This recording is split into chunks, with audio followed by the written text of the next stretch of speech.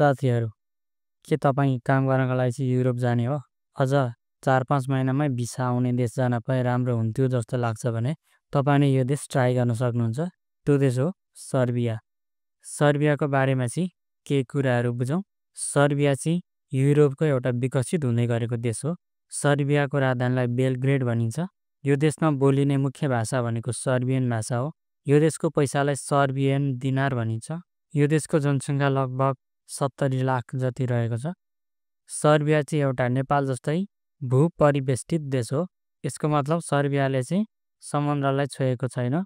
सर्बियाको छिमेकीहरूमा Hungary, Romania, Bulgaria, North Macedonia, Croatia, Bosnia and Herzegovina र Montenegro रहेको छ। सर्बिया चाहिँ युरोपियन युनियनको सदस्य राष्ट्र हो, तर सेन्जेन देश भने होइन।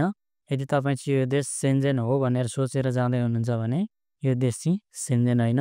अब यसलाई सेन्जेन हुन चाहिँ धेरै समय लाग्न सक्छ, किनकि सेन्जेन हुनको लागि चाहिँ थुप्रै क्राइटेरियाहरू पुरा गर्नुपर्ने हुन्छ होइन। अब बिस्तारै बिस्तारै सेन्जेन हुनसक्छ। अब यो देशमा चाहिँ 2025मा चाहिँ हामी नेपाली कामदार अथवा कुनै पनि देशको मानिसहरूले त्यहाँ गएर काम गरेर कमाउन सकिन्छ होइन। अब सर्बियाबाट चाहिँ नेपालमा थुप्रै कामहरूको चाहिँ डिमान्ड आउने गर्छ। अब सर्बियाको बेसिक स्यालेरी भनेको चाहिँ लगभग 74,000 नेपाली रहेको छ। यो 2025को हो। अब प्रत्येक वर्ष बढ्दै जान्छ होइन। तर नेपालमा आउने डिमान्डहरूमा चाहिँ त्यही हो 50-60,000, 70,000देखि 80,000सम्मको चाहिँ डिमान्ड नेपालमा आइरहेको छ। त्योभन्दा बढी कमाउने साथीहरू पनि हुनुहुन्छ। अब सिप भाषा हुने साथीहरूले त्योभन्दा बढी पनि कमाउन सक्नुहुन्छ होइन। अब सर्बियाबाट नेपालमा चाहिँ थुप्रै कामहरूको डिमान्ड आउँछ, जस्तो एग्रिकल्चरको आउँछ, म्यानुफ्याक्चरको आउँछ होइन। तपाईँको होटल लाइनको कामहरू आउँछ, अब यो घरको कामहरूको आउँछ। थुप्रै क्षेत्रहरूको चाहिँ डिमान्ड नेपालमा आउने गर्दछ। अब तपाईँसँग चाहिँ कुन फिल्डमा चाहिँ काम गरेको अनुभव छ होइन, तपाईँले चाहिँ त्यही अनुसार अप्लाई गर्न सक्नुहुन्छ। अब अप्लाई गर्नको लागि चाहिँ तपाईँसँग भ्यालिड पासपोर्ट चाहियो। लगभग 2 वर्ष डेट भएको पासपोर्ट चाहिन्छ।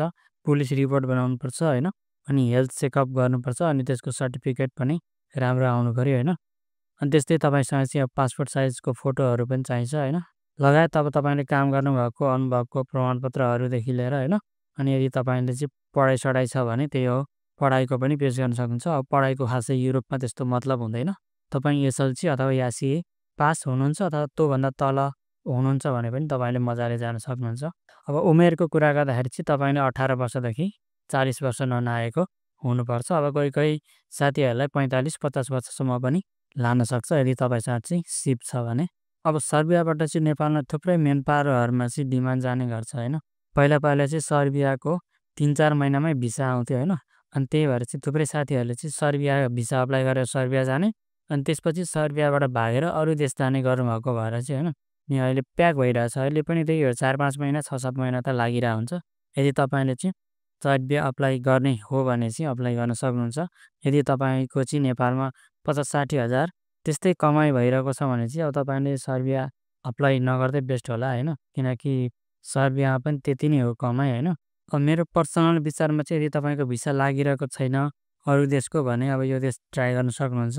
सकभर तपाईँहरूले चाहिँ अब सेन्जेन देशहरूको ट्राई गर्दा राम्रो हुन्छ होइन। अब सर्बिया चाहिँ विकसित हुँदै गरेको देश भएको भएर चाहिँ यहाँ कामहरू चाहिँ पाइ नै रहेको हुन्छ होइन।